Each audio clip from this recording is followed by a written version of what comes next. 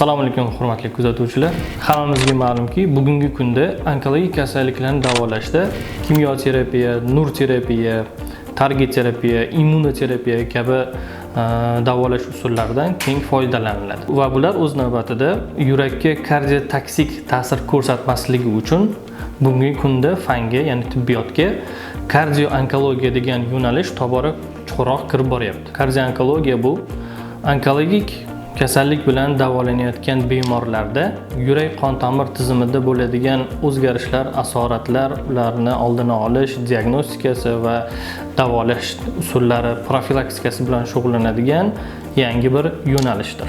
Onkologik kasalliklar bilan og'rigan bemorlarda kardio-onkologik nazoratni shartli ravishda 3 ta davrga bo'lish mumkin. Bu kimyoterapiyadan oldingi davr, kimyoterapiya vaqtidagi nazorat va kimyoterapiyadan keyingi davr. Kimyoterapiyadan oldingi davrda bemorni yurak qon tomir tizimining dastlabki holati baholanadi. Bunda birinchi navbatda elektrokardiografiya, exokardiografiya, zarurat paydo bo'lsa agar yurak MRT tekshiruvi, Holter monitoring EKG tekshiruvlari, qonda troponin, natriuretik peptid kabi markerlar tekshiriladi. Va bu tekshiruvlar xulosasiga ko'ra bemorni yurak qon tomir tizimi dastlabki holati baholanadi. Bundan tashqari bu davrda bemorda xavf omillari mavjud emasligi aniqlanadi. Ya'ni bemor yoshi agar 65 yoshdan baland bo'lsa, bu yuqori xavf guruhiga kiritiladi va yondosh kasalliklar, gipertoniya kasalligi, qandli diabet, yurak ishemik kasalligi, stenokardiyalar, o'tkazilgan infarktlar, insultlar shular inobatga olinadi.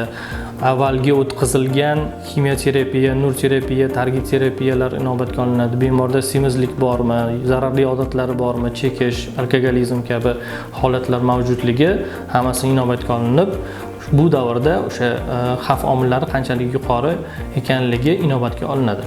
Ikkinchi davr bu kimyoterapiya vaqtidagi nazorat. Bunda bemor qon bosimi, pulsi muntazam ravishda nazorat qilinadi.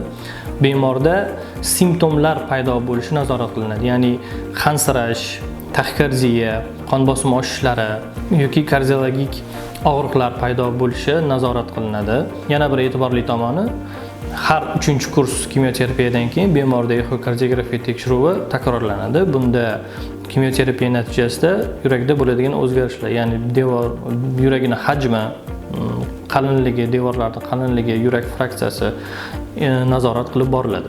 Shu o'rinda savol tug'ilishi mumkin, nima uchun mana shu tekshiruvlar o'tkaziladi? Chunki aynan mana shu tekshiruvlar yurak holati to'g'risida tezkor va aniq ma'lumotlar beradi. Ya'ni misol uchun qonda troponin miqdorining ortishi yurak muskul qavatini zararlanishidan dalolat beradi. Qonda natriuretik peptid miqdorining ortishi esa yurakka tushayotgan ortiqcha yuklamadan dalolat beradi. Bundan tashqari yurakda aritmiyalar, ritm buzilishlari paydo bo'lishi mumkin.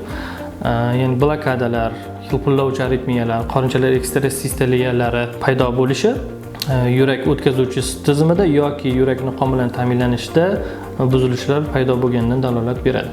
Va uchinchi kimyoterapiyadan keyingi davr, bunda bemor kimyoterapiyani olib uyga jo'natilgandan keyin yurak qon tomir tizimida sodir bo'lishi mumkin bo'lgan asoratli, ya'ni bu narsa kechki asoratlar ham deyiladi. Shu asoratlarni erta aniqlash bemorni reabilitatsiyasi va davo choralari bilan shug'ullanishni o'z ichiga oladi. Bunda bemorlar kardiotoksik likni oldini olish uchun qabul qilinadigan profilaktik dori-darmonlardan tashqari sog'lom turmush tarziga ham rioya qilishlari talab etiladi. Bunda birinchi navbatda arterial qon bosimi va pulsni doimiy nazoratda ushlash, parhezga rioya qilish, ya'ni tuz miqdorini cheklash va suv balansiga ko'proq e'tibor berish kerak va oqsilga boy bo'lgan ovqat mahsulotlarini ko'proq qabul qilish kerak. Chunki biz bilamizki, kimyoterapiya olgandan keyin bemorlarda ko'ngil aynash, qayd qilish, ishtahani buzilishi, shuni hisobiga bir necha kunlab sog'lom ovqatlana olmaslik va buning natijasida o'sha holsizlik kelib chiqadi. Aynan mana shu holatlar kuzatilmasligi uchun oqsilga boy dieta talab etiladi.